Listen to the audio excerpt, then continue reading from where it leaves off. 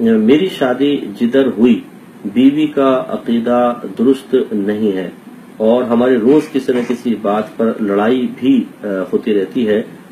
اس بارے میں مطلب مختلف امور کے بارے میں وہ کہتی ہے کہ جو میرا عقیدہ نہیں ہے، تو میں کیا کروں؟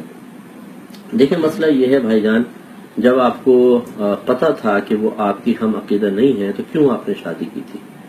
آپ کو اگر آپ سمجھتے ہیں کہ کسی کا عقیدہ درست نہیں ہے تو پھر جس کا عقیدہ آپ صحیح سمجھتے ہیں انہی سے آپ کو نکاح کرنا چاہیے تھا. یہ تو خود آپ نے اپنے لیے ایک معاملہ کھڑا کیا ہے، پھر آپ کو فیس تو کرنا پڑے گا. اس کے لیے بہتر یہ ہے کہ اگر آپ کی زوجہ کے ذہن میں جو بھی خیالات اور خدشات وغیرہ ہیں آپ ان کو ریٹن فارم میں ان سے لے لیں. لینے کے بعد کسی اچھے مستند مفتی صاحب کی خدمت میں ریکویسٹ پیش کریں کہ حضور اس کا ریٹن میں مجھے ایسا جواب دے دیں کہ میں اپنے زوجہ کو مطمئن کر سکوں. انشاءاللہ آپ کو مل جائے گا اور وہ اپنے زوجہ کے سامنے پیش کریں.